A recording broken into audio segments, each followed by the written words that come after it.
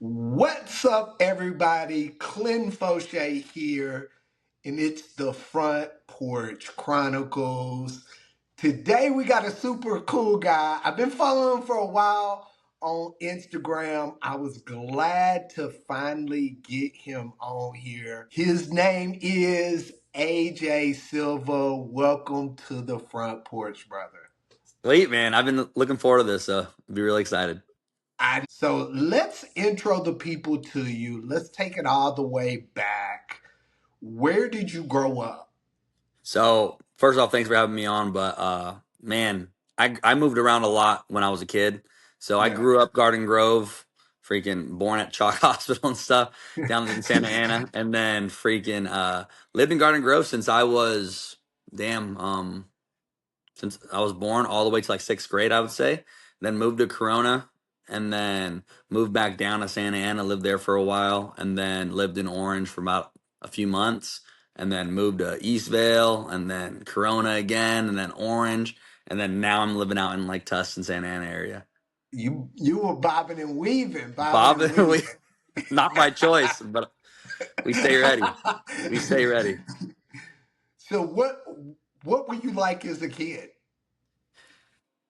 From what I think I was a kid that kind of handled stuff on his own. But from a lot of my relatives, they're like, "Oh, you needed your mama, you needed your grandma. You always buy your grandma, always buy your grandpa." So I mean, that was one of those kids. But I mean, I was very just outgoing as a kid. My grandpa super outgoing. Um, I wouldn't mind striking up a conversation with anybody, kind of the same way I am now.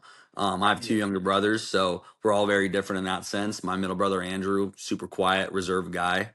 Aaron, my youngest brother, we have like a 10-year difference. Yeah. He's kind of a mixture of both of us. He's very quiet, but also like he if you push him, he'll let you hear it. And I'm the opposite. I'm like, if you could do whatever you want. If you talk about me, I don't give a shit realistically. But if you talk about somebody like I care about, obviously there's a problem. But Aaron, the youngest one, he don't care. He's just very quiet and just he'll let you know though if you say something. Andrew, he's the little guard dog we have to where somebody looks at me the wrong way, he's gonna go tell him something. So that's never been my thing. I don't care about confrontation, but at the same time too is just I'm just very laid back. I'm relaxed. Yeah. So it's funny. I've got 5 kids. And so growing up, I was the pit bull. My brother was the you. I've been outgoing, but I'm also was the pit bull just because I had a kind of savage life. But my kids are all like that. So people say like, oh, and like I have to discipline each one of them differently because like my youngest is a mixture of all of them. My oldest is her own. Like they all have their own little vibe. So you explaining it, I 100% get it. So who was your biggest influences early on? I'd probably say my grandpa. I mean, my dad was in. I lived with my dad and my mom. I think all the way up until like sixth, seventh grade, and then kind of on and off till then.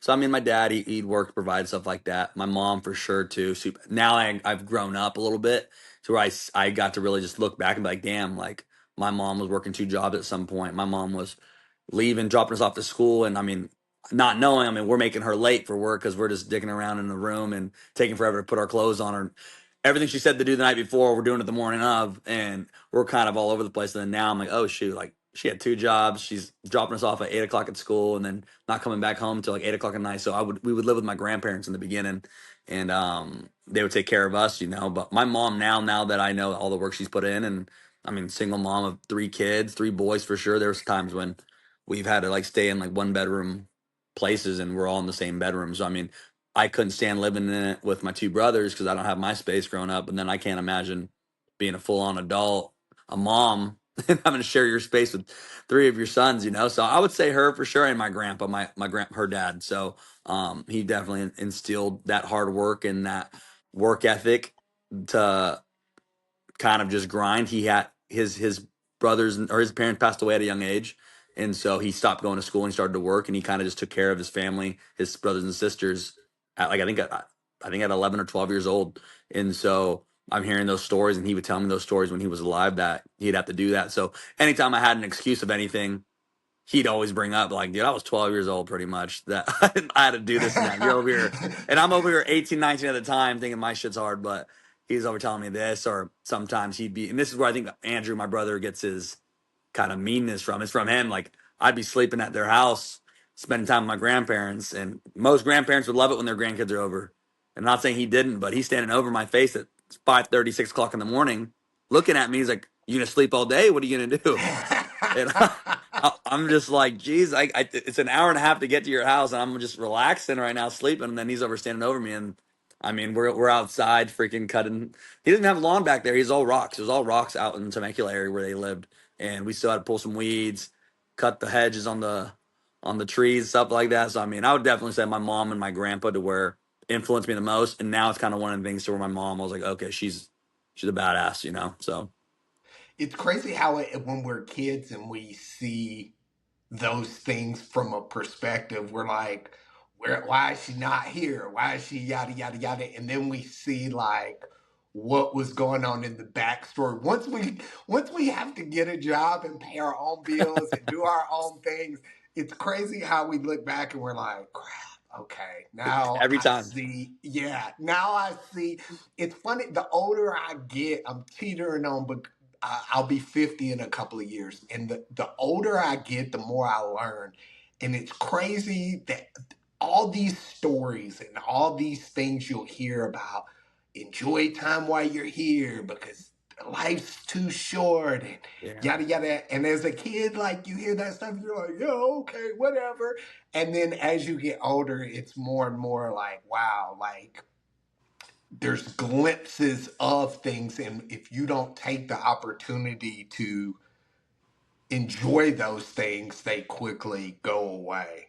It's Yeah, and crazy. I think that's so huge too, because it's like, I mean, for me, I have two younger brothers. I'm 27, Andrew's Yeah. 24, Aaron's 18, and it's like with Andrew, I mean, obviously I'm the older brother, so I would try to like kind of lead him the way, but at the same time too, I'm still trying to figure it out. But now that I have a 10-year difference with Aaron, it's like, hey, we gotta do this, we gotta do this differently. And it's that thing to where it's like you enjoy the time with people that you have because you don't have forever, kind of thing. But it's also the same thing as like everybody's siblings and family have told them this, hey, pay attention to school, do this. You don't want to work hard for the 4 years you're there. That way you don't have to work, like, you know, I mean, everything's kind of set up for you. And it's kind of that thing where everybody tells you that. And then as a kid, it's like kind of one ear out the other. Like, of course you're going to work hard, but you don't really understand the meaning of it till like you're done, or you see somebody that's doing a job that they don't like to do, but they have to because they have a kid or have to provide for their family and so on. Or sometimes they have something that they don't want to do and now they go down the wrong path. And so it's kind of those things where I've been telling Aaron a lot because he's getting ready to go to college next year. He's a senior in high school. It's like,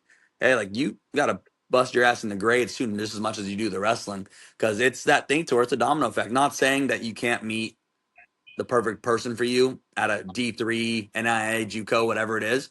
But if you're going to go to a Division I school and wrestle there, you're most likely going to meet somebody, another athlete that was a Division I athlete that prioritized her grades, prioritized her sport that she's doing, whatever it is. And usually at that point, the apple don't fall far from the tree to where she's got to come from a good household as well, to where the standards are set high, you know. And so that's kind of something I told him. I was like, hey, like you might think it's just fucking school, but you go to college, and I'm telling you, sacrifice right now your grades, doing them right, you're wrestling, getting them better, and you go to a Division I school. I'm telling you right now, you might meet your wife. They're not saying that's the whole goal, but you're gonna meet like-minded people that are gonna keep you accountable, and that should be attractive to you. It shouldn't be somebody that's gonna go to party and go do this and that and so on. And so he kind of in the beginning he's still fucking young, so he's like, my wife, but then like over time he's like, okay, like I get what he's saying, and so Grades are so, like thinking back now, grades are so important because people think, especially athletes, think that because they're a superstar athlete, most of the time in high school and whatever, you can kind of get away with some stuff because some yeah, teachers are turned the blind eye or whatever. But once you get to college, dude, you're a dime a dozen, and grades reflect your tendencies and traits. So you yeah, can be a great, athlete, but if you can't devote the time to something that is that important, it's going to yeah. hinder you later on. So what was it that or what really led you into wrestling when you started? So it's kind of a, I don't say it's a funny story, but so my family's huge. My great grandma had 12 kids, like 11 girls, one boy, and like I said, those kids had a lot of kids too. And then Yeah. those kids that had a lot of kids had some more kids, and that's kind of where I fall in line with it. I'm not part of the story, but so I have family that lived all over. A lot of them live in Santa Ana for the most part, but other than that, I had some family that lived in Bakersfield or like Fresno area. Yeah. And so every holiday, and that's the thing with our family, we'd always get together. If we lived locally in the area, we'd meet every Friday night, and the parents, we'd play poker in the garage, or the parents play poker in the garage, the moms would be inside cooking, talking, whatever it is, and then the kids we'd be playing football outside, baseball, whatever it was. We just play hanging around. But every Yeah. holiday we'd have a huge get together. And so my cousins from up north, Elijah Ozuna, Noah Ozuna, Isaiah Ozuna, they all wrestled. And Right. so their parents were like, hey, tell my parents you should get your kids to wrestle. And I remember I wrestled one of them, and I was like, I just got my ass beat. And I'm like, nah, that shit's, I'm not doing that. It's stupid. It's a stupid sport. And I'm like little. I'm like 5, 6, 7, 8, 9, whatever it is. And then fast forward when I moved to Corona, I lived with my uncle then, with my mom and my brothers. And Yeah. my uncle wrestled, but he wrestled, played football, played baseball back in high school too. And he'd always tell us about wrestling. But I was like, dude, I'm already good at football. I'm not gonna just wrestle to wrestle. And so I remember he brought us to a practice in Norco, and we go, and I mean, I think I was doing fine. I was wrestling good. My other brother Andrew came too, and Andrew's always been a small guy too. In high school, for like preface, like he was 84 pounds as a freshman. 84 pounds Wow. as a freshman, yeah. And so he's always been a small guy. I've always kind of been like whatever size, like average, I Yeah. guess. And so I was doing good to practice. I'm like, damn, because I was with the coach's son and I was like taking him down. I'm like, oh, this is perfect. Like, I get it now. Like maybe I was just younger and I didn't understand it. And then I think I took him down and like I landed on him hard or something. That's such a long time ago, but I definitely pissed him off and he beat my ass for the next 30 minutes of practice. And I'm like, fuck this. This is the fucking most stupidest sport I've ever seen. Never. And now I remember going home and my uncle comes to pick us up the next day. My other brother, Andrew, because he's always loved the scrap. He was Yeah. hyped. He already had his shoes downstairs. He was ready to go. And I was hiding. I was like, I'm not doing this shit. This shit's stupid. And so I didn't go. And my uncle's like, well, I'm not going to just take Andrew. And fast forward, we moved to Orange, my 8th grade year, I think, or 7th. Yeah, 8th grade year. And I'd come home from football really late. My mom would take us back home, get home around 8 o'clock. And our apartment was like right here. And there's another apartment next door to where we'd see the family come home every single time too, because they'd be Yeah. coming home late from practice. And my moms would talk and they're like, oh, yeah, my sons do wrestling at Santa Ana Wolfpack. And I'm like, oh, okay. Like my mom's like, you should do it. And I'm like, dude, like, no, I'm like, they're touching people in singlets. Like, I'm not doing that. It's like, freaking, that's weird. And basically, I go to Servite, play football there, and I ended up getting hurt. I have a scar on my chin. I don't know if you could tell, but I ended up getting hurt, and so where my tooth kind of came through my bottom lip, and all my teeth were loose, so they couldn't play football the whole year, pretty much. And my Oh, mom was like, "Hey, Servite's freaking expensive. You're not gonna just come here and just fucking go to school. You better join something." And I'm like, "I'm just gonna do track in the spring." She's like, "No, it's too long. Like, do something in the like winter." And I'm like, "Okay, I'll wrestle." And because I was like, I'll just wrestle, fucking go to practice and dip, whatever. But I pretty much wrestled, and our team, we had 100 kids on the freshman team as a wrestling team, which is pretty big. that's And huge.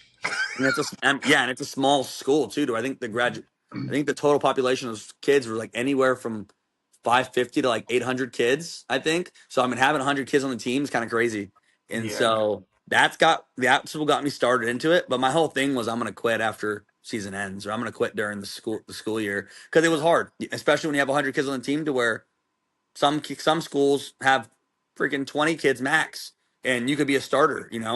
And now I have to actually work for it, and And I'm weight cuts. 100%. And at this point, I didn't understand the weight cut part. I was just like, I'm just gonna wrestle. I'm gonna try to get big. I'm not gonna cut weight. But you're just wrestling, and you're losing weight naturally. And then now you're leaving practice at 7 o'clock, 8 o'clock at night, and it's gloomy outside, and it's raining, and you still have homework to do. And then you're like, damn, I have a wrestle off tomorrow. And then like you're thinking about it all day because you've never been used doing this. And so now it's like I'm feeling things I haven't felt before. Because in football, I was pretty solid. I was a pretty good football player. I was a cornerback. I was a running back. I was a kick return, punt returner.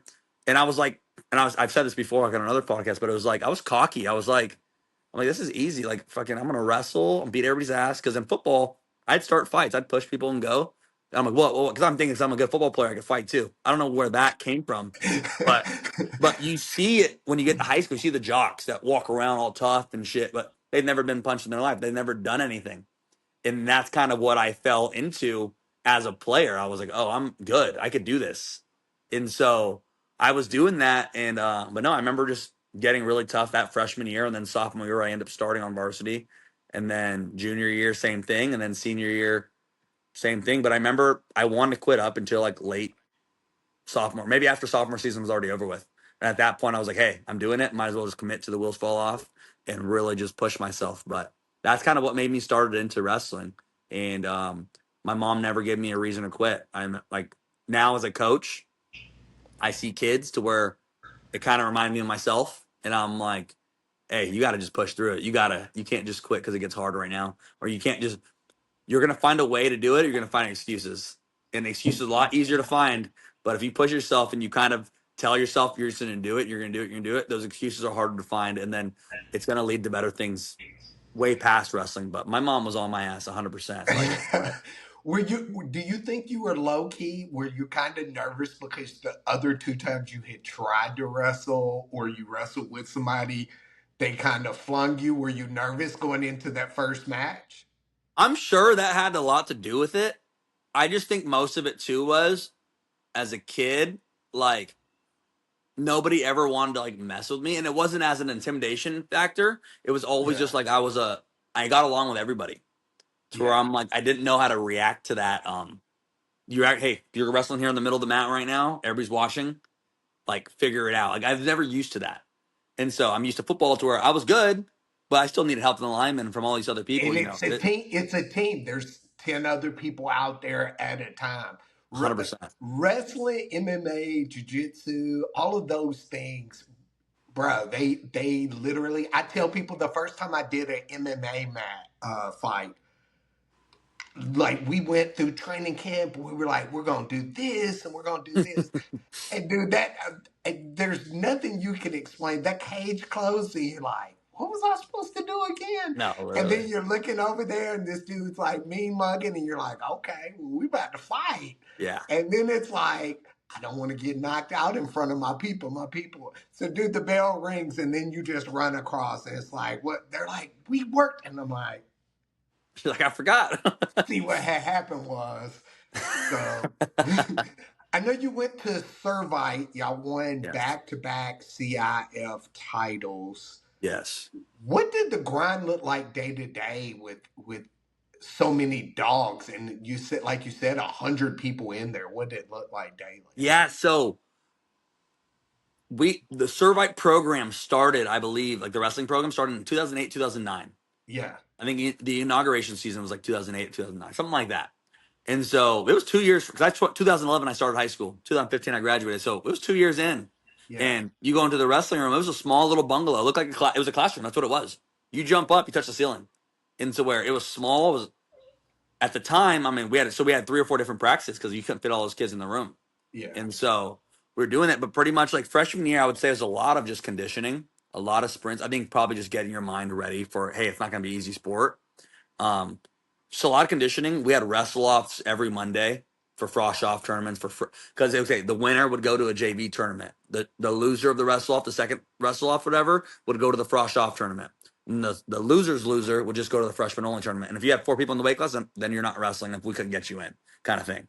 To where so it was a grind every week just to wrestle off. And I remember too, just coming out of it was just different for me because I remember varsity would practice first and we'd practice after, and they'd have because I didn't know what to wear as a freshman. I'm wearing all football players are wearing tank tops and shorts and looking like thinking it's swag, and it's just like you like now the coach I'm like, you look like such a dork. Like what are you wearing to your fucking practice? But I was doing that, and so I remember watching some of the wrestlers come out of the room and they're wearing sweatpants and their shoelaces are taped and their ankles are taped and their wrists are taped with long sleeve shirts. And I remember one of them coming out of the room and like the shirt was kind of like mine almost, like just kind of it was hanging low because somebody obviously pulled it during wrestling, and yeah. he had blood kind of here and then blood on his shirt. And I remember so descriptively. I was like, Kyle, you have blood on your shirt. And he was like, Lex is like, it's wrestling. What do you expect? And just walks away. And I was like, oh shit. I'm like, the fuck did I sign up for? I was like, I knew it. I knew it wasn't no WWE, but I was like, what the hell is this? And so Fight we Club. no, literally, I'm gonna clothesline somebody. But no, I was that, and then sophomore year we had so freshman year we had Coach Contreras and Coach Clinton running it, and I believe my sophomore year Coach Okada helped, and then Coach Clinton was there as well. And the one thing I'd say we did the best was as far as a team, they had a lot of coaches come and help out, taking time out of the day. Like we had I think 7 or 8 coaches on staff, and each coach had a role. And Coach Clinton was really really good at. I mean, he's really, you tell him, you ask him right now, he's super OCD to where he has to have things done a certain way. And we'd always fuck with him when we go on trips on the tournaments and hotels. We'd always like fuck with the stuff in his hotel room to see if we noticed we moved his toothbrush a little bit, and he would notice right away. He's like, "Who moved my stuff?" Like, but no, but he would. The practice schedule we would do though, like junior senior year, Monday was like a technique day to where going to go over some stuff that Coach Okada sees that we need to work on, or if we had a tournament and this is what we effed up on, and we couldn't get off bottom, or we got to our sit position and we couldn't do anything, then that's all we're doing. A lot of high level technique doing that, and then quick 30-second goes at the end of practice for like 10, 15 minutes, and then we go lift and we'd lift for about 2 hours, or not 2 hours, an hour and a half probably, and then speed lifts will be about an hour or 30 minutes, something like that. And then Tuesdays we'd go hard drilling and a little bit of live, and then we'd lift, and then we'd do judo with Tony because he was an Olympian in judo, and so we do it every night, every Tuesday, Thursday from like 6 to like 8. And then Wednesday was our green flag day to where it was a live day. You go in, you drill for a little bit, warm up, and then you get in your group of 7, and it was 106, 13, 20, 26, 32 and 38. So group of 6, and we do an Ironman to where it was just like neutral versus neutral, 1 versus 2 neutral, 1 versus 3, 1 on top, 1 versus 4, 1 on bottom, 1 versus 5 neutral, and then 1 versus 6 neutral. And we had a pretty tough group, like junior and senior year. Like we were all ranked pretty much number 1 in Orange County individually. I think we only had like one kid that wasn't ranked number 1. It was like number 3 or 4 in Orange County. And then Southern Section ranked in Southern California, we were like top 4, top 5 kids. And then in the state, we had everybody ranked like top 20, top 15 in the state of California. Yeah, top 20 for sure. And so if you had a bad day in that room, you had a really bad day. And Shark. so for the 106 pounder Liam, he ended up becoming actually a Pan Am third placer a few weeks ago. He still wrestles right now. Wrestles at Nebraska. He's an All American. So Wow. I remember I met him because he was a freshman when I was a sophomore. Um, Small dude too, 84 pounds. He's kind of what helped me to kind of understand the wrestling aspect and just the confidence you need, because the football cockiness and confidence isn't. You need you gotta do wrestling confidence, you can do whatever you want to do. And so with Liam, he had a jiu-jitsu background and pancreation background to where he'd fight. And so I remember him telling me as a freshman he's gonna be a state champ. And I'm like, oh shit, this guy's jiu-jitsu background, he's probably gonna be a state champ. And we do tournaments, and I remember he's getting his ass beat by girls. And I'm like, damn, like I thought he was good. And he'd keep saying he's gonna be state champ. And I'm like, dude, like, not telling this, but I'm like, you can't even beat the girls. Like, how are you gonna do that? And so, but fast forward, each year he just progressed, and then he was a state finalist his junior year, first in school history for us, and then senior year state finalist again. Got upset in the finals, and realistically, I think he wins that match 9 out of 10 times, but just got caught. Happens, but he's a small dude to where he would just want to scrap with everybody. And then our 113 pounder, who my best friend to this day, wrestled the CI finalist. He had a 5.0 GPA in high school. 5.0. Wow. He had like when the SAT was like a 20 out of the 2400 scale, he had like a 23 something. I think he missed 1 or 2 questions. And Ooh. so now he's a thing to where I know that you touch his nose, he gets pissed. He gets an A minus, he gets pissed. And then I was a 20 pounder. I mean, I was kind of just figuring it out. I'm like, all right, like I would get mad because I was cutting a lot of weight. I was cut from like 144, 145 to like 120s. And that was weekly just because my dumb ass would just balloon up on Sunday. I love to eat. And so then 26 pounder, he was chirping all the time. He wrestled at Cal State Bakersfield. He would always chirp though. And so you knew there was going to be action when you saw him. And then 32s, he was just fucking funky, and he would just get in your head because he would talk shit too sometimes. And then 38 pounder Troy, he was solid. But we would wrestle in that group into where we talk a lot of shit. Like in that group, we'd really get under each other's skin, and it was scraps to where we would our group in the room was called the corner because we were in the corner of the room, and Yeah. it looked like in the beginning it was just some beat up mats on the wall, and there was blood, and mats were fucked up here, and just blood all over, and it was just like, you're in that group, it's about to suck for you. And so if you're having a bad day, they made that shit worse. And so like it really puts shit in perspective, because it's like you could really be having a bad day for whatever reason. Your girlfriend don't talk to you, parents at home like annoying you, school's hard, you're cutting away, you're angry, whatever it is, you better fix that, because if you come in thinking about anything else other than trying to win or wrestle them, you're gonna really have a bad day. And so Bad day. there are some days where nobody got a takedown, and so it was just scraps, and we'd get irritated to where sometimes too is like the whistle would blow because the 1 minutes are over with, and if you're on a leg, you're just gonna finish. You're not gonna. You worked hard against the Pull leg all up. practice. You Yeah. better fucking just hurry up and try to finish. And sometimes that would lead to fist fights. And with Clinton, he never really stopped a fist fight. Kind of, he would look at it and then kind of let us handle it a little bit, and then he'd stop or be like, "Hey," like, relax. And we respect him a lot. Where anytime he said, "Hey," like, you doing it, you relaxing, whatever. But I would say that's like the day in the life there. And then Thursdays were just kind of a burn day. Cut weight, do what you need to do. Clinton kind of let us roam freely, do what we needed. And then Friday, tournaments, and Saturdays are tournaments. But no, those are some of the, and that's the thing too. I tell the kids I train, and sometimes not so much anymore because a lot of my friends have like 9 to 5 jobs and they're busy doing their own things. But I would probably say when I first started coaching, I had a lot of my friends come in over summer, over winter break and stuff, Yeah. and just kind of wrestle with my guys and girls that I would train. And then obviously they would just start talking about how wrestling was in D1 college or how wrestling was in the room at Servite. And because it's different when a coach tells you, but when you have other people telling you this is how it was, it's how it was. But I mean, those are still some of my closest friends to this day. In the moment, F these guys, fuck them. I don't give a fuck. And then after, you're like, oh, these guys are chill. Like, I fuck with these guys. These are my homies. And then it's a whole new confidence when you're at tournaments and everybody's in the semis, quarters, Yeah. whatever, in that group, and you're doing it all together, and you realize, okay, it's. In the beginning, I didn't understand why we're beating the fuck out of each other, but now it's like, okay. So then When that you week go of to Monday, competitions, it's like, dude, if I survive that through the week, this is nothing. 100%, and that's exactly what I would tell myself, because there was still some stuff to where in the room I would win goes with guys that are winning tournaments and Yeah. win goes with the guys that are ranked higher than me in the state, and I'm like, what the fuck's going on? And it's just that confidence thing to where if you could wrestle, and that's what I would tell myself, So if you could wrestle with these mental. guys, So you could do that. mental. Yeah, I 100%. tell people all the time, fighting, like they're all it's such a mental game. Speaking of that, what do you feel like wrestling taught you about life? Not necessarily just winning, but about life. Realistically, I mean, just putting it simple is like, just don't be a bitch. Like, there's gonna be shit that's gonna happen. Like for me, like, dislocated my shoulder in some matches. And you think of a football player, basketball player, NBA players, all these, that they're out for a long time. Okay. With wrestling, sure, you could probably be the same thing. But I remember losing a tournament, and I remember having all my kids or all my teammates waiting for me because my coach never let anybody leave unless everybody was done. And I remember my shoulder dislocated the match and I lost. And I remember telling the coach, "Hey, my shoulder dislocated." He's like, "Did you wrestle? You finished?" He's like, "I'm like, yeah." He's like, "Okay, so what does that have to do with anything?" And I'm like, okay.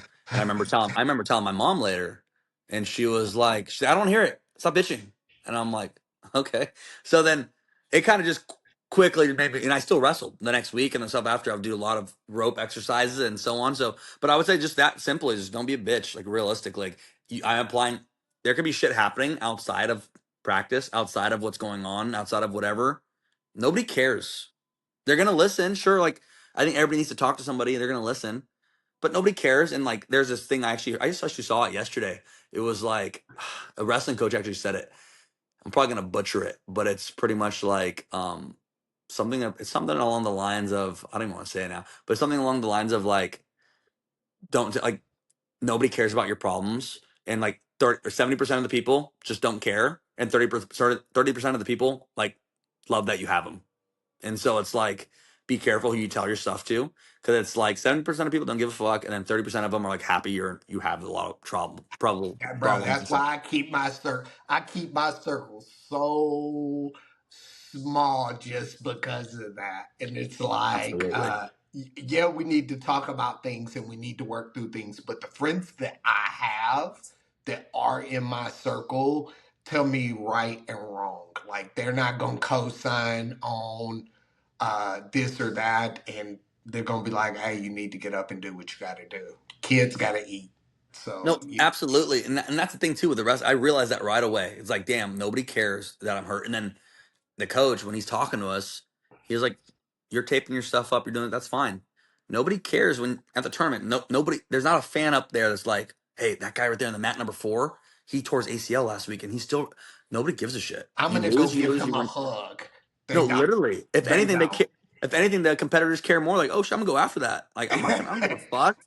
And so that's just what it taught me 100%. My mom taught me the same shit too. And it's like she's struggling 2 jobs, doing all these things. It's like she ain't complaining once. And wrestling's easy. I chose to do this sport. It's like, so it's just it just gives you a different perspective, and it's like as simple as like don't be a bitch, but at the same time just like just get tough, like shit's gonna happen. Not saying it's gonna be easy, but I mean I chose to wrestle. It's selective suffering, and you get to use this selective suffering that you choose to do for when something happens later on in life. You have a family loss, you have somebody divorce, lose a job, whatever it is. Now that suffering that you chose to select when you wrestled, you could just apply it to this, because if you could do that, you could handle this. And so I'd say I learned that the most. Wrestling is so humbling. uh Absolutely. and you can't fake it. Jiu-jitsu the same thing. Jiu-jitsu and wrestling, like, it's so humbling. uh how do you think those tough moments shaped who you are now? I think it's just kind of kept me to be like you said, it's humbling. I think it's kept me to be humble and just apply kind of what I've learned, just to like have that like white belt mentality, just like you could always keep learning. And I remember being young, being 19, 20, and I was like, listening to some coaches show some technique, and I remember I was like, that's not gonna work. Like, I was like, it's not gonna this and that. And I remember it was being really humbling because like I remember coach telling me and telling some kids something how to do a technique. And a year later, something like that, we had the Orange County Coaches Wrestling Association like banquet to where people got awards. Yeah. And I'm like on my phone, not really paying attention because it's like intermission, but then they're saying somebody's name. They said somebody's name, and then they're listing off their accomplishments. They're like, this coach has been coaching for this long, blah, blah, blah, blah. But as a wrestler, he was a 2-time state champion. He was a CIF, 3-time CIF champion. He was a Fargo national finalist, blah, blah, blah. And they're like, this is coach, blah, blah, blah. And I was like, the fuck? And that was the same coach that told me something the year before, or told the kid something. And I remember looking, I'm like, that's not going to work in a match. But I'm like, damn, this guy was a fucking high level wrestler, and I'm over here way worse than he ever was. I wasn't even privileged to freaking tie his shoes, and I'm like, damn, like he was a savage, and I didn't think that. And that's the thing too. There are a lot of coaches in this sport that obviously nobody does this for money, but there's a lot of coaches in this sport that stay at a school because their teachers there and so on, and Yeah.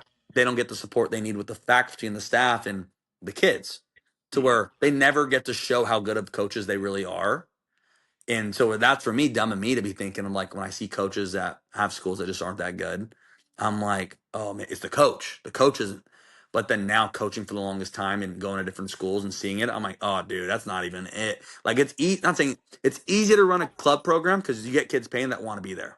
But for a high school program, when kids join their junior year because they realize they're not going to make it in football and basketball because they're 5'3", like then at that point, then they give you their all, and then and then I realized that coach still getting those kids to state or still getting to masters. I'm like, that's with 2 years.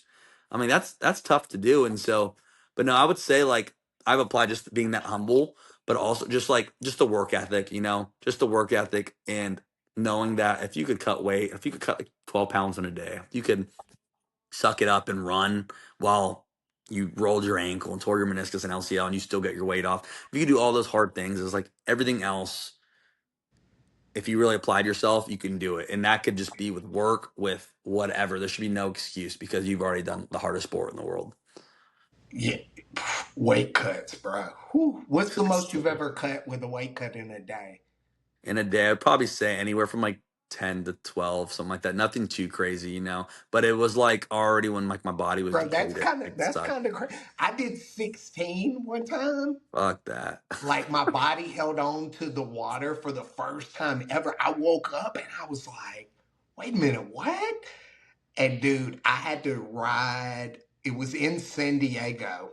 Hmm. I had to ride at the time I was in LA with a friend. I rode from LA all the way to San Diego with full gear on, with the Fuck. heater on. I had to ride by myself because I told my friend, I was like, dude, I'm fixing to sweat. I got to like Oceanside and like I was so dehydrated, I was Erling Ah. and got down to the San Diego Open. I was still like half a pound over. Even after Mhm. I got there and rode the bike for an hour, I was still like half a pound over. I went in and took, in IBJJF, you're not allowed to take your drawers off. So I was like, oh, I need to run to the bathroom. I took the drawers off, weighed in, and then go, oh, I got to go to the bathroom again, put them back on, and went in and won 3 matches and 1 gold. But yeah, Hell yeah. Hell I thought yeah. I was gonna die. Look, No, afterwards, absolutely. everybody's like, "We're going to celebrate." I was like, "I'm going to sleep." My Yeah. body was literally dead. Yeah, it's crazy the effects it does to you. And I mean, I'm paying for it now. It's like I have really bad hips, really bad knees, and I didn't think it had a lot to do with the weight cutting. But the doctors were telling because they told me I needed hip replacement like at 21, 22 years old, and Yeah, they were like, it's because like your cartilage on your hips when you lose from that fluid from cutting dehydrated is just grinding, and then now it's like here when it should be up here, and so it just sucks same now. thing. Same thing with concussions. Same thing with a concussion in football. Not saying that one is Yeah, worse than the other, but whatever. A concussion with wrestling or MMA, yeah, the reason that they're so much worse, and the reason you'll watch MMA fights sometimes, and the guy will get caught with something not even that hard and knock him out, but it's because that water and that fluid isn't in the brain, and it's like shaking moving up. more. Yeah, Yeah, it's crazy. it's So, wild. if was there ever a moment that broke you down but also built you up? I would probably say in that season, my senior year, it's kind of funny too because like Danny Silva. So Danny, I'd never even trained with Danny. It was we're all like mutual friends with like Chris McCarty, into Yeah, where I I think love we Chris. followed each other a long time ago, and it's like his friend was one of like my rivals in high school. Danny's friend was one of my rivals in high school at Yeah, St. Anna, and I remember that was kind of like my first term of the year, and I beat this kid into where pretty much like it was one of the stories to where like I trained that whole year. I wanted to do really good. I hated that my teammates had to wait and watch me wrestle the year before because my shoulder dislocated, and I was like, yeah, I can't not make it to the second day and be in the quarters or semis already. I got to win this last match of the night. And I remember looking at this guy's Instagram a day before, 2 weeks before, the tournament, and he's like on the scale flexing and stuff. He looked big, and I remember sending it to my friend, and I was like, "Dude, if I have to wrestle him, I'm gonna get my ass beat." And because on the scale, it's at like 142, 140, 140, and I was going 20s. yeah, And next thing I know, I look at the bracket. I wrestle him like in the third round, second round, and I'm like, "Fuck," because I'm like, I did not want to see him. But then all throughout that, when I'm waiting in the in the room, when they're getting ready to call my name to go on deck and be next, it's kind of just us next to each other. And in my head, I was like, dude, like I train with the best guys in the state. Like I should not be fucking losing to this guy. And I yeah, ended up beating him, and I was super surprised. And then I did it. I'm like, okay, I'm that guy. And then I beat him again the next week. And then basically we fast forward to the All Star match used to be in the middle of the year. Now yeah, the All Star match is like 2 weeks before season to get everybody excited and stuff like that. So yeah, it's not really an All Star match anymore, but it used to be number one versus number two in Orange County. Like you're wrestling in it. Like the yeah, coach, hey, you're wrestling. You're number one right now because the rankings would be put out every week by this guy named Damien Calhoun, and now I think he works for the UFC and stuff. But he would do the accurate rankings, and I remember we had 5 counties on Friday, Saturday. We had All Star match on Monday, and then we had St. John Bosco on Thursday. And 5 counties was like a 4 pound allowance. So where I mean, you've done weight cutting too. So where if you're not doing it to a T and scientifically, it's like you kind of mess it up a little bit. And so for even me, then, even when you do it scientifically, I did it. your Ah, hormone levels and everything have to be so pinpoint on. I yeah, you feel can't mess one part up because then it's, the whole thing's fucked. And I remember for me, it's like on Sunday, I would be like 146, 145, and then I'd go on a run. And since I was a little fat, I would probably lose about 3 or 4 pounds, no problem, just on a light 2 mile jog. yeah, And then Monday, I'd be like 38. Tuesday would be like 34, 33. And then Wednesday, whatever, would be 28. And then Thursday, I'd get down like 25 and then have to cut the last 3 or 4 at home. But I remember being like tournament was on Friday, 5 counties. So instead of it being 122, it was 124. yeah, And on Wednesday, I was like 128. I'm like, dude, I'm like on weight already. Like this is perfect. And then it was the hardest cut of my life on that Friday. I just jumped the gun a little bit to where I didn't lose anything in my sleep. I still weighed like 124.6. And I'm like, fuck. And so I had to go get the weight off, whatever. Did not wrestle my best there. And then had the All-Star match on Monday. And I thought the coach told us we had to make weight for it.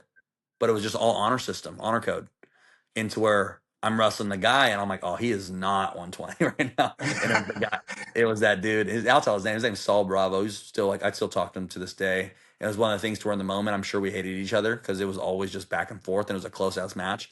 But I remember like he took me down in the All Star match, and this is where it was just one mat at a time and spotlight down, and took me down with like 30 seconds left in the match. And he took me down. So that means the match is tied, yeah, whatever. He lets me go with like 20 seconds left, and it takes me down again. And I'm like, fuck. And I end up losing. The whole place is going crazy because I lost. I beat him like 4 times that year. And he like was like, he's screaming and shit. And I was like, fuck, this sucks. And I remember my coaches kind of like consoling me and stuff like that and helping me out. And then I'm thinking, fuck, I check my weight and I like weigh like 134, 135 after the weigh in. And then the next day, because I eat some spaghetti at home, and then the next day I weighed like 140. I had Bosco on Thursday, and that was a tough duel for us because they were top 5 team in the state, yeah, and they had the Valencia brothers, Aaron Pico, Kate Ali, all these guys, and I'm like, fuck. And I remember telling coach, I'm like, hey, I don't know if I'm gonna be able to make 22s. He's like, you're making 22s. I'm like, okay. And then I remember Wednesday comes, and this is where something that still haunts me to this day. And it's one of the things as a coach to where I feel like everything happens for a reason, to where I could tell my wrestlers this kind of story. And I have, with the times that the kids have struggled with the weight cut. But I remember Wednesday, coach was like, "Hey, just wrestle hard today. Don't worry about your weight. Just wrestle, and we'll see where you're at after." And keep in mind, I was like high 30s, yeah, and I have to weigh 122 on Thursday. After practice was over with, I weighed like 125.8. And I remember coach asking me again. He was like, "Are you gonna do it?" And I was like, I don't know if I can make it because I felt so depleted and dehydrated, yeah, and where I just bitched out in here, and I was like, and then I remember because we're still going to win the duel. I'm like, we had a high level guys. They had really high level superpowers, but then we just were stacked throughout the board. So I'm like, we're still going to win. yeah, Pretty much everything that could have went wrong in that duel. To where if you lose a match, it's 3 point swing, whatever. One of our guys lost the match in overtime and got pinned in overtime, which is super hard to do. You get taken down, the match is over with. yeah, He gets put to his back and gets pinned. So now it's a huge 12 point swing, and then they're going crazy, and pretty much we end up losing. And I remember like being like, damn, this is my fault. Like I fucked up. But I remember the next week trying to get the weight down, and it was just hard because I was making 20s the whole year from November on, and right now it's January, and we're not even in postseason yet, not even in February. And I remember being in that group, in that corner, that next week, getting ready for the next tournament. And I remember I'm just getting my ass beat like bad. Probably because we lost a duel. And another part because I mean it's just a terrifying group to where you're having a bad day in that bitch. You're about to have a fucking terrible day. And I remember just fucking tearing up a little bit, just going, just like hitting, clubbing hard and doing stuff like that. And I remember my coach calling me over, like, "Hey, why you feeling sorry for yourself? Why you feeling sorry for yourself?" And I'm like, "I'm not." Sniffling and shit. And then he was like, "Why you feeling sorry for yourself?" I'm like, "I'm not." He's like, "Yeah, you are. Like, stop feeling sorry for yourself." And when we're going out there, but I remember that being one of the biggest things. I remember like it calmed me down, but it also was just like it put things in perspective because it's like I'm letting myself feel sorry for myself because the weight cut's hard. Oh, like the weight gets hard. Like who gives a shit? Like you got it. You signed up to do it. You got to go do it. Nobody cares that though. It's your own fault for ballooning up and down. Like, if you didn't want to do the weight, then fucking you go 26, 32 and go try to wrestle those guys off. But you're doing it because you want the betterment of the team because you're the only one on the team that could make 20s and 26s to whenever we needed you to. So it's like, I just got to suck it up and do it. And to where I would say that's probably one of the moments where it's like really, like that still sticks in my head. I still see it. So remember what I was wearing. So remember that atmosphere in the room. And I was like, that's a moment right there where it's like, damn, like it's really just all in my head. Like I gotta stop letting this beat me. And that's the thing the coach would always say is like it could be your greatest weapon or greatest enemy. It's whatever you decide to let it be. And so stop feeling sorry for yourself. 100%. I like how you said that it can be your greatest gift or your Yeah. greatest enemy. You know, speaking of that, I know you do deal with Semper Fi Wrestling. How did that come about? Yeah. So it was one of the things to where because for me, out of school, I went to Cal Baptist Okay. and I was supposed to wrestle there and didn't get any scholarship, supposed to wrestle there. And this is where kind of I guess like my coaching kind of came into life. I graduated high school at 17 years old. Then I got ready to coach. Got ready to go to Cal Baptist, and my mom, like I said, is a single mom, and my brother really wanted to go to Servite, Yeah. and so she was like, "Hey, you could wrestle, but if you don't get a scholarship, I mean, you have to pay that shit out of your own pocket. I'm not paying that shit because Andrew wants to go to Servite."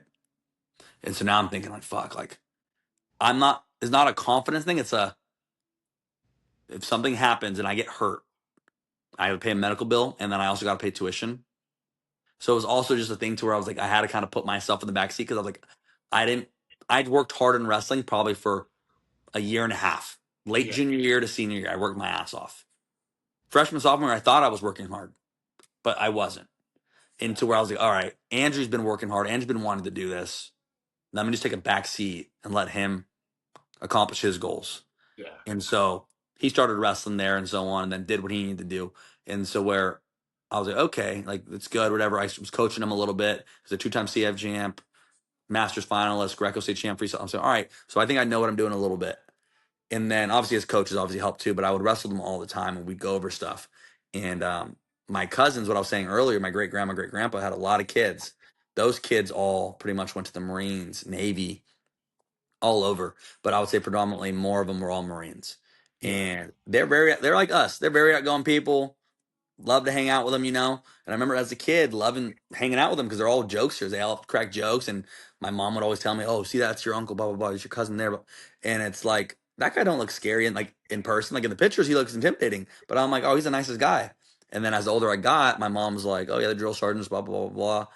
And he used to say this and that, and I'm like, "Oh shoot!" And I remember then I wouldn't see them at family parties or events anymore, and I'm like, "What's going on?" And then remember hearing that they're dealing with some pretty bad PTSD, and they started this organization called Semper Fi Sports, and they had a baseball, they had a softball, and I believe a soccer program. Yeah. And I mean, with the stuff, the reason they started the organization is because of the PTSD, but also helping the youth was a way of them finding that joy in life again and Oh, giving back and really changing people's lives. And they're bringing that same Semper Fi Dallas mentality to sports to where it's respectful. It's you must maintain a 3.0 GPA to be on this team. You must do this. You must do that. You're in order. You're not posting this on social media. And this is all like as like a seventh, I think seventh, eighth grade high school teams that they would coach. yeah. And I mean, they did awesome. Like they did amazing with softball programs to where he sent a lot of kids to Harvard, to Yale, to UCLA, to U of Arizona because they had a really good softball program, like all Yeah. over. And even their baseball teams are solid. But I remember he would ask me every time I'd see him, "Hey, like, do the Semper Wrestling. Can you do it?" And I remember being like, "Nah, like I don't want to." Like, because one, I mean, I don't think at the time because I was like 20 years old, 21 years old, maybe. I was young 20s. I was like, nobody's gonna take me seriously. Like, especially in Orange County. Like, I'm not an Olympian. I'm not an Olympic champ. I'm not a California state champion. I'm not a NCL American. Like, nobody's gonna take me seriously.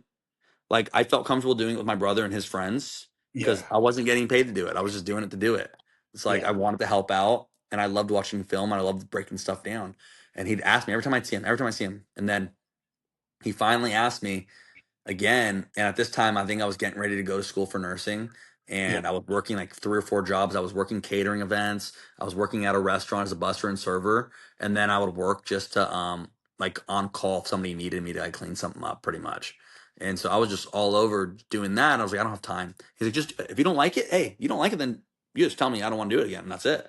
Just try it. I think you would really hit it off, you know, and especially since wrestling Fargo tournament is like sponsored by the Marines. It's like in every Orange County Wrestling Association event, they always have Marines on the campuses do the pull up bar challenge outside. It's like, just do it, see what happens. And I remember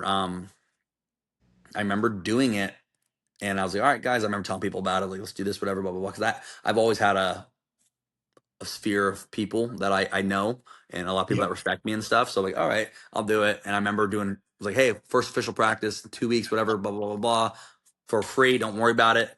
2 weeks for free. I had around like 60, 70 people come.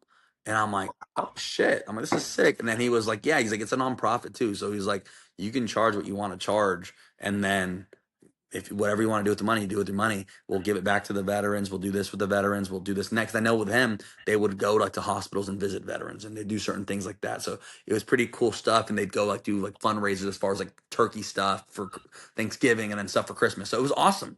So I'm like, all right, this would be cool. And I remember like second week comes, and I'm like, all right, guys, this is what we're gonna do. We're gonna charge like 150 a month for 3 4 days a week. Blah blah blah blah. See you guys then. I had fucking like 4 kids show up. And I'm like, damn, I'm over here coming in like, oh, this is awesome, blah, blah, blah. Have 4 kids show up. And then 2 of them said they couldn't afford it. And then the other 2 were like paying half of what that was. And keep in mind, at this point, I think I lived in like Eastvale. So I'm Yeah. driving from Eastvale all the way to Orange County to do it. And then like and I would do like 2 days there and then 2 days in Corona area. And those, I mean, it's just different dynamics. In Orange County, people have more of this. Up there, some people have it, but some other people like they're not putting their money towards wrestling or anything. They're doing it towards laundry, this, that, real life shit, you know. Yeah. And to where Yeah. I'm like, fuck, dude, I'm like I'm wasting my own money trying to do this.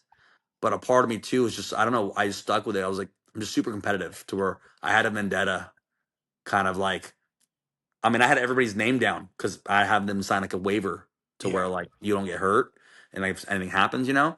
So every single one of the person that didn't show up, I kept their name, and I pretty much just wanted like my kids. Like, all right, this is the 4 kids I have.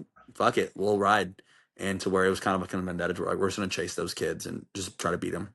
And so where we did it, and I remember one of the parents wanted to do a private lesson with me, and at the time my private lesson prices weren't too crazy. I was just like I just wanted to show wrestling, and I was like, "Oh, it's $30 an hour, whatever." And he was like, Yeah. "Ah, "It's a little too pricey. Can we do 30 for 2 privates?" And I was like, "No, like it's gas money coming down. Like no, hey, this doesn't make sense for me." And I Yeah. remember training kids, and pretty much they ended up beating that guy's kid. And he's like, "Oh, I want to do privates again." Blah blah blah. I'm like, "Well, my prices went up, so he's like, all right, we'll do."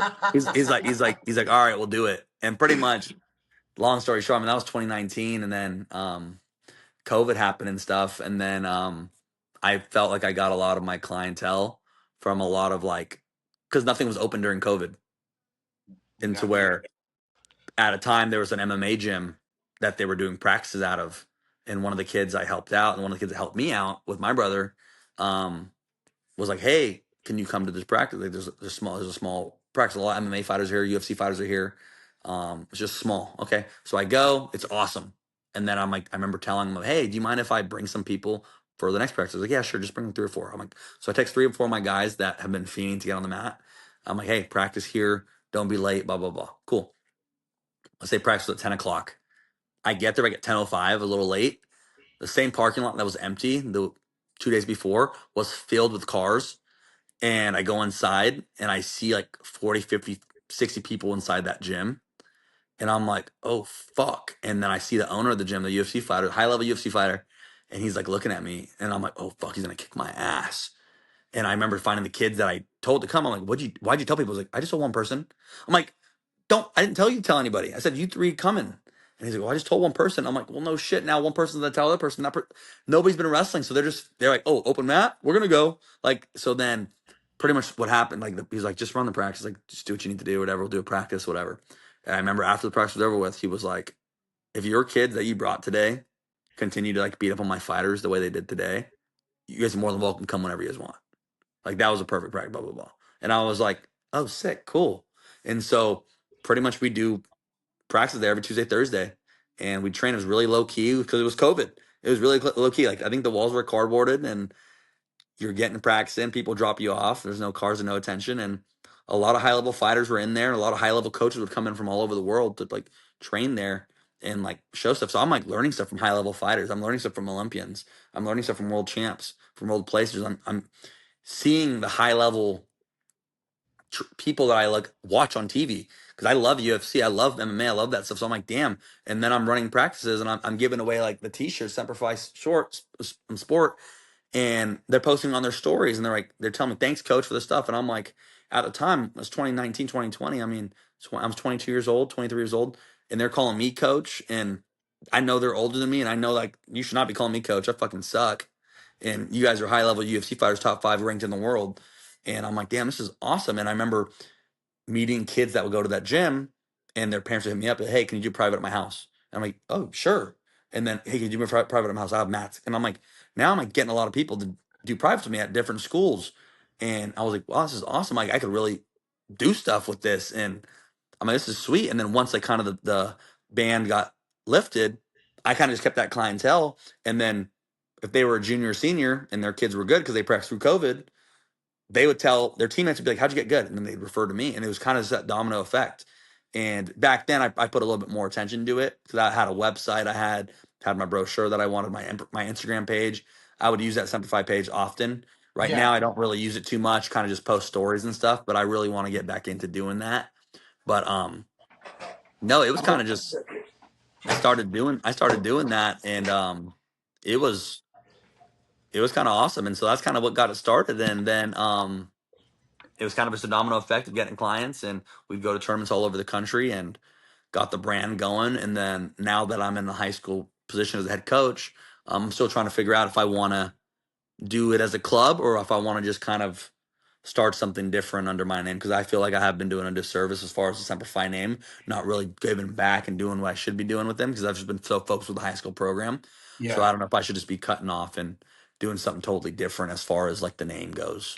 You think you're going to do a club? I want to start a club at the high school we're at. And so, because I have a lot of killers that What I high bring into school? Corona Del Mar High School Okay. out in Yeah. Newport CDM. Beach. Yeah. Yeah. Yeah. Yeah. Let me know if you do. My youngest son is 7, and I want him to start wrestling. Hell yeah, that'd be good. But he won't do it unless I'm there. He's really weird. I tried to take him to jujitsu once, and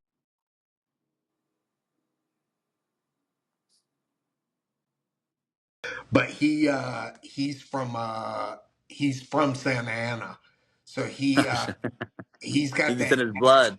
Oh, bro, he's a natural. He's mixed with Alabama backwoods crazy and Santa Ana Mexican, so he's about that life. 100%. I So love it.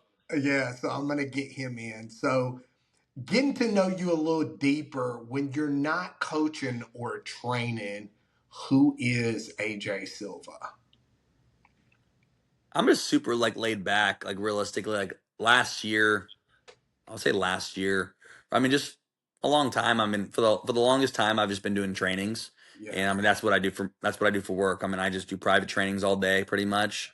And so for the longest time, I mean, my schedule realistically from 4, 5, 6 years ago till now was usually been just like pretty much private lesson at 8:30 to 9:30, another one at 9:30 to 10:30, another one at 11 to 12, lunch, and then another practice at 1 to 2. I do like group private, and then high school practice from 2:10 to 4 o'clock, and then youth practices from like 4 to 5:30, and then I'd have my private lesson coming at 5:20, get stretched out to 5:30, and then train with them till 6:15, 6:20, and then I do my group class at 6:15 to 8 o'clock, and it was just like that every day. And even on Sundays, I'd practice at 9 o'clock to like 11, yeah, and it's like I had no time for myself. And I liked it because I mean, I love coaching wrestling. I love coaching the highest level jiu-jitsu athletes, the yeah, world champions, the world beaters. I love training the highest level wrestlers. I love training the UFC fight, MMA fighters, the celebrities sometimes in LA. yeah, Love training I love training the kids that don't even know what a double leg is yet. Like it's so cool because like they're so excited about the sport. They don't even know what it's about yet. And they're like, oh, I'm learning yeah, how to do it in the confidence they get. But I was like, I remember just being really burnt out about it. And I felt like, honestly, I felt like such a wimp because I'm like, I always kind of go back to my grandpa and my mom. I'm like, they had two jobs. My mom had two jobs that she did not like doing. My grandpa would wake up at 4 o'clock every morning and then come home at like 7 o'clock at night and do the same shit over and over again. Not once did I hear him complain. And I'm like, I'm over here complaining and burnt out from doing something I enjoy doing. Yeah. So I was like, do I really want to do this for the rest of my life? And like, do I really enjoy this? And so I remember kind of canceling all my private lessons and just doing a 12 o'clock to 2 o'clock class. And then that's it. The rest of my day free. And I mean, I just realized, I mean, I'm just very laid back, but I love the chaos. I'm a guy that loves the chaos. I cannot be chilling and sitting doing nothing.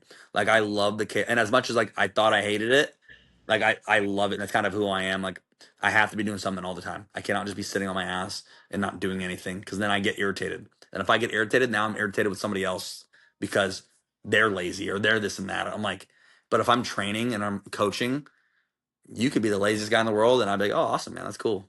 But if I'm being a bum too, and somebody else leaves their stuff on the floor or bumps into me, or it's just super agitated. On But site. yeah, and that's where it kind of comes out, and I'm like, I need to train, I need to practice, I need to wrestle with the guys, I need to coach because that's what's my therapy, like I was gonna coaching. say, you It's took the words right out of my mouth. I was gonna say, like, people talk about all the time jujitsu, and I grew up in a very chaotic household. So for me, I'm not. This isn't to be like cool or what. I fear no man, woman, mhm, child, nothing.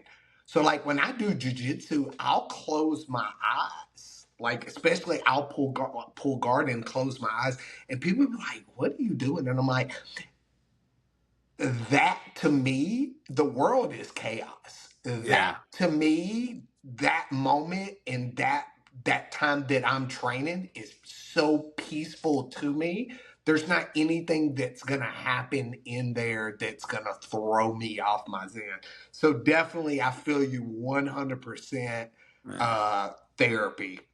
That's awesome though. Yeah, it's closing your eyes to jujitsu. That's pretty sick because it's like it's just peaceful. Like there's chaos in there, but it's a controlled chaos, and it's like there's And I it's don't know. like the movement. It taught me better because sometimes our eyes can deceive us, right? Sometimes our eyes can make us think something is something. So I'm moving straight off of movement as opposed to what I'm looking at and thinking they're gonna do. So Gotcha.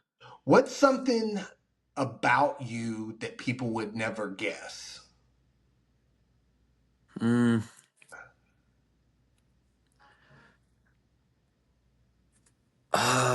I mean, this year I felt because I just recently took over the head coaching job. I feel Yeah, like this year my kids know both sides of me. Like they know yeah. I'm a really nice guy, and also like I could be an asshole like when I'm a coach. I feel like before people like some parents or even just some kids were like, "Oh, you're an asshole," like this and that. And it's one of those things to where it's like, no, like I actually care about you guys a lot, like kind of that kind of thing. But I don't even know what because I'm an open book. I'll tell people straight up how it is. Like I'm not fake about it to where like everybody which is probably kind of bad because you said you have a small circle of people that know like kind of know certain things. But I mean, for me, like I'm a small circle of friends too, and then that little group. But at the same time, too, I, mean, I really don't hide too much. What you see on Instagram, I mean, realistically, that's me. I mean, I don't really hide too many things. I mean, what's something they don't know? I mean, I love going to the beach if it's that kind of thing. Like I like to just relax. Like as much as I'm outgoing, that's probably something. As much as I'm outgoing, I need that one day a week where it's just me, and I'm just chilling because for me, like I'm extroverted for sure but there are times like there are times when I could go out with my friends and I mean I'm hanging out, talking and whatever, doing things. Or even I find myself doing this a lot after practices because every group's different. It's a frosh off group. It's like, all right, guys, we're doing this. We're gonna have water break right now. Blah blah blah blah. With the varsity group, I'm talking to them a little differently. When it's MMA fighters, it's hey, we're not friends right now. We might be friends outside, but like this is how we got to get done. Because if not, you're gonna get knocked out. Like you're gonna break an arm. Like something's gonna happen. And to Yeah, where luckily I've never gotten a fight, stuff like that where I've gotten knocked out. But I understand like they have stuff on the line and they're getting paid to do this. yeah, But after hard practices and stuff like that, after practices, I'll get in my car and I'm just driving. And like then I'm home and I'm like, oh shit, I had no music playing the whole time. And that's kind of like for me, I think that's like my therapy too. Because it's like that or I'll go to I don't know if have you ever been to Salt Creek Beach in Dana Point? yeah, yeah, yeah, I love the beach, so I'll go in the water every time. But that's a spot where I go every Sunday, and I'll put my blanket down. I'll listen to music, and I'll just chill. I'll just chill. People watch. I love to people watch, so I'll just go there. I'll people watch. I'll bring some food, get some in and Bro, out.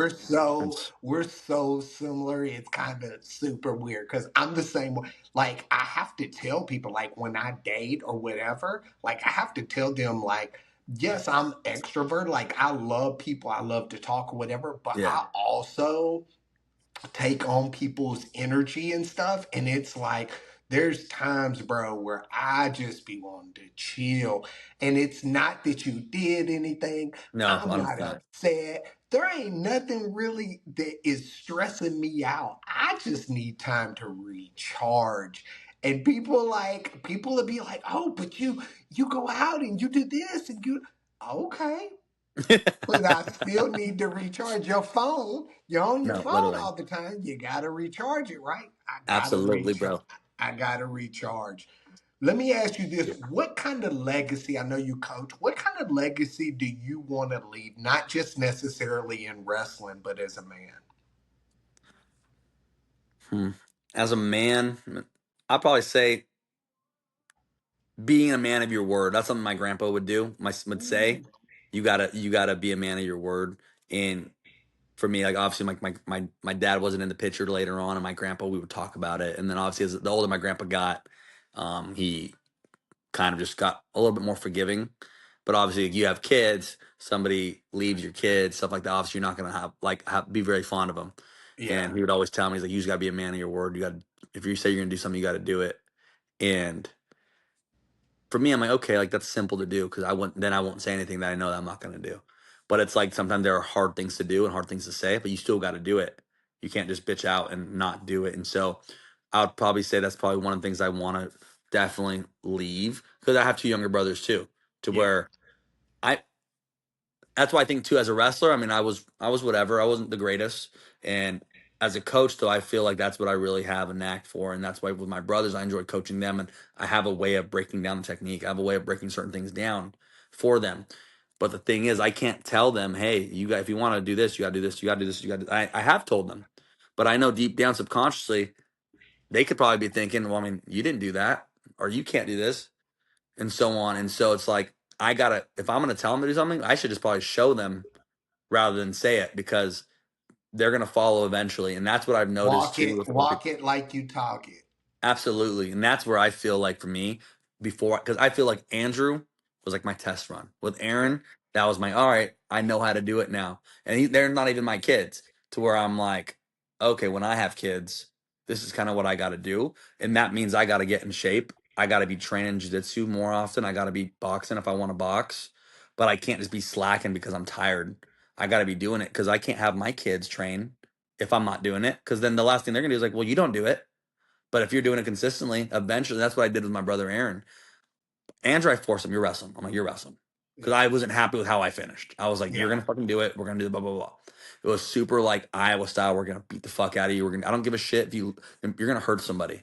yeah, With Aaron, it was a little bit more different approach to where it was like, hey, we're going to have fun. We're just going to have fun doing it. But I never forced him. I was having him watch practice. He would watch the whole time he was playing on his fucking Game Boy or whatever. And then eventually, now he's playing on his Game Boy and then looking up, and then Game Boy and then looking up. And then now it's eventually Game Boy's not even there. And he's just watching practice. And it yeah. was one of those things to where I think that's what plays a huge role. And I feel like if you're a man of your word, but you also do it, like, and you're doing it, people will follow. And it's kind of like that David Goggins thing is like, Roger that. Like, people are going to follow too. And that's what it is. It's like, if you say you're going to do something, you got to go out and do it. And it's as simple as that. And like the highest level fighters in the world, entrepreneurs, whatever it is. I mean, even prime Conor McGregor, that's what he was saying. He was like, it's as easy as that. If you say you're going to do something, go and do it. Like, there's no mystic mac. There's just say you're going to do it, you go do it. It's as Yeah. easy as that. You just got to do it. 100%. And that to me, I can respect. It's funny. I've hung out with UFC world champions, Mike Tyson. Like I've hung out with people that have won. And for me, those are great. But at the end of the day, what makes a man or makes a person solid to me is somebody who is person of their word. Like that's one thing I pride myself. If I and maybe it's my southern roots, but if I shake your hand in the South, like if you shake somebody's hand and you tell them you're gonna do something, it's gonna be done. There ain't Hmm. really no second. So I can super respect that. I'm the same way. If you could go back to talk to 10-year-old AJ, the kid that was just figuring out life, what would you tell him? That $400 you got for your birthday, put it in Bitcoin. Fuck. I love it. Dude, that is probably by far one of the best answers. It's the only answer. No, but I'd probably say, um, this is hard because I don't regret anything I've done. Yeah. But I would probably say, and you ask me this question tomorrow, it'll probably the answer will change probably. But right now, kind of something just came to mind. Probably just be a little selfish because I've always kind of had my brothers. I want to make sure that they have the best life. I want to make sure that like when they go out to eat, we go out to eat. When we go out to do certain things, they never pay, nor should they. Nor should they. Like I'm big brother. I'm supposed to get it. Like that's my role. I feel like I have, and so for me, I've always put them first. So where if I don't have money for whatever it is, and my brother asked me, "Hey, can I do this?" or "Hey, I'm taking a girl on a date. Can I?" For sure, here, whatever it is, or "Hey, I have this bill to pay. I can't here." Like it's not a problem, but I feel like for me, I didn't. I feel like I didn't go out to different college because I wanted to stay home and make sure Andrew was doing fine with the wrestling. I want to make sure that I didn't leave my grandparents and my mom when they needed help and Aaron. And I feel like not that I resent it, but my Yeah. brother went to school in Colorado and he was having fun wrestling out there and it's parties, it's different people, you're living on your own. I'm like, damn, like fuck. I was like pissed. I was like, oh, like, I was told that I couldn't afford it because fucking Servite.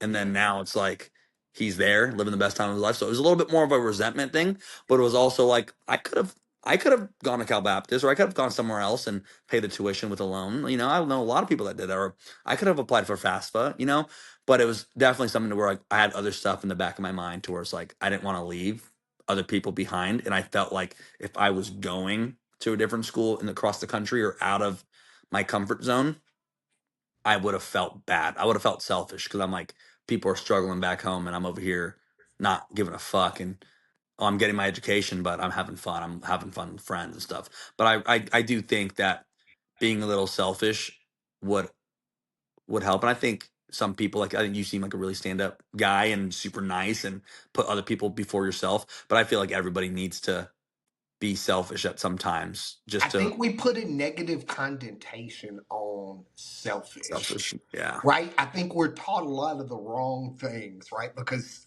selfishness is not a bad thing.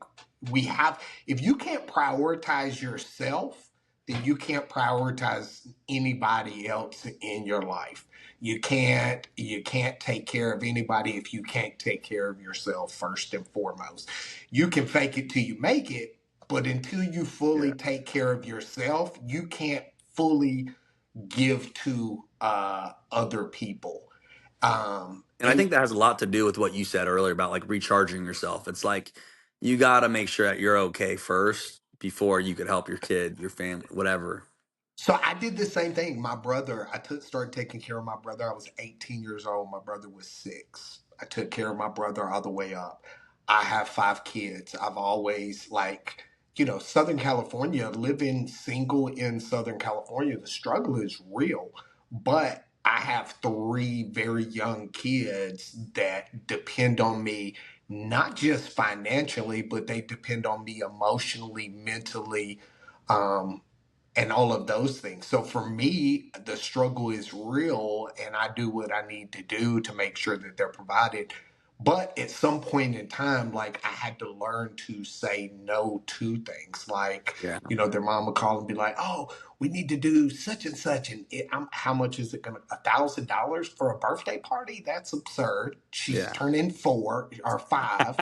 Like we can get a taco truck for 1/4 of the cost. Yeah. I'll buy a bouncy thing before we go Yeah. rent one. So, but I think I had to learn to prioritize self before I was able to fully be able to give to other people. Um, Absolutely. you know, what if you were talking to your athletes?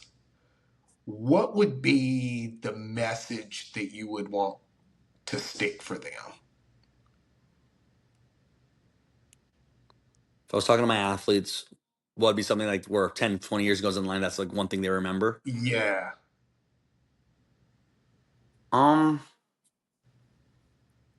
I'm gonna so it's kind of weird because like a lot of the families, so at CDM, people think of CDM, a lot of, especially my friends, like, oh, like picture perfect households over there, everybody's rich, this and that. But I feel like, and you know too, wrestling doesn't attract those kind of people. Wrestling attracts the kids that have struggled. And maybe they don't know it, but it attracts those kind of kids into where I would probably say out of the 30, 40 kids we have on the team right now, I'd probably say 80%, 90% of those kids don't have a dad or don't have a mom in the picture. Like something happened. yeah, Into where, making a long story short, we had a kid on the team last year who where he had a mom, his mom, something happened, his mom and dad, they split apart. yeah, Okay. And there was a lot of resentment he had, and to where she knew that's what happened to my parents. So I would talk to him about it, like, hey, you don't have to, but I'm here for you, blah, blah, blah. And it yeah, really wouldn't get through to him. But basically, he ended up like quitting. And he was one of our better wrestlers. And he ended up just doing some dumb things he probably shouldn't be doing, wasting his time other places that he shouldn't be doing. And his mom's worried about him. And so she asked if I can go talk to him. And I was like, well, haven't seen him in like 3 weeks. So I don't know where to go. And so she's like, oh, well, I thought he's been coming, blah, blah, blah, blah. I'm like, no. And so where basically I ended up having a talk with him, and pretty much it had to go along the lines of like, because I know he didn't like the way his dad made his mom feel and stuff like that. And she's voiced it to me and stuff. And I pretty much just told him, I was like, hey, like, you can complain about not liking the way your dad treated your mom. You could bitch about that. You could be like, hey, like, my life sucks and I can't do my homework. I can't focus on wrestling because the outside factors coming in. It was like, but I'm like, you're 18 years old. You're gonna blink. You're gonna be 28. It's like you got to figure it out right now. And if you say that you hate the way he's making your mom feel by leaving her and making her wonder where he's at, what are you doing right now by going all over the place and you're hiding your phone in your car? That way your mom doesn't know your location and you're doing stuff that you shouldn't be doing. Like, no, because right now you think it's funny, but it's not funny because you're making somebody else pay and suffer for you because it's hard on you. You think it's hard on you. You think it's harder on you than it is on your mom. It's like you're over complaining that your dad left, yet you're doing the same exact shit. And so right now, I know you don't think it's a big deal, but if you leave right now and don't join this team, when shit gets hard in college, if you do go, you're gonna drop out and you're not gonna go to class because you're gonna be like, well, this shit sucks. When you do date a girl and you have temptation that, oh, this girl's prettier or this girl's smarter, you're gonna cheat. You end up in a marriage. You're gonna find ways to find way out of it. You get your job laid off. You get this and that. You're gonna find a way to quit. You're gonna find a way to give up because shit gets hard. Or you could stick with the team right now and practice and not miss and show me how committed you are. And he's like, can I practice right now? I'm like, no. Come back tomorrow. Show me if you want to practice. And we'll go. And the conversation probably lasts about 30, 40 minutes. And I'd probably use a lot more F bombs and this bombs and this bombs, this and that to get my point across. yeah, But I mean, he hasn't missed a day since. And I feel like I've had a lot of those talks with the kids. Sometimes not as bad as that because they yeah. usually listen like right away. But I'd probably just say like it kind of has to go back to being a man of your word. You got it. You got to, if you're gonna do something, you got to do it. If you say you're gonna wrestle, you got to wrestle. And I think wrestling's the best metaphor. Any martial art, I think, is the best metaphor because it's like you're gonna cut weight. That means shit's gonna get hard and your mind's not gonna be all there. So when you get to the real world, when shit gets hard and you get laid off or you have a big presentation or your fucking subordinate didn't email somebody that were supposed to email, now it's on your ass. You can't just, oh well, he did. Own up to it, do it, I'll get it done. So when pressure comes in, you got to just fight back and you got to go. And that's what I feel like will happen. And I know a lot of wrestlers had come back and said, hey, coach, thanks for like, there's a lot of things I've said to where it's like, hey, I said this, or kids where I thought it was just going one ear off the other because sometimes they're like, they're not giving me the answer I need. And then they're coming back and go, oh, you were right, coach, this and that, but what you said was true, blah, blah, blah, and I'm doing well in college. So it's cool seeing that, but it's like, That's why I love coaching too, because you get to really have that father figure impact on these kids, and they might not know it in the moment. Neither did I, but then now they're, and I feel old about it because I started coaching when I was like 18. So where some kids are older than me that I coach because they were 19 graduating, and I Yeah. was like, but it's like it's cool. They're all doing well, and if they ever have a question or anything, they always hit me up, and we'll go out. And because I have really good relationships with my coaches, with Coach Clinton, with my football coaches I used to have, and Coach Espinosa, and all these guys that would coach me. And that's the same way it is now with these kids. So where it's cool, but just there's a lot of things I probably hope that they remember, but just kind of just something to where just be a man of your word, just be a man of your word, lead by example. Don't be a follower. I tell people all the time to when you talk about fighting, martial arts, all of that stuff. My brother, we were talking about it yesterday, and he said, "Hey, this guy really isn't, he isn't a dog." And I said, "Well, it's because he's been catered to. Sometimes well, I say all the time, to be a dog, you got to go through dog shit."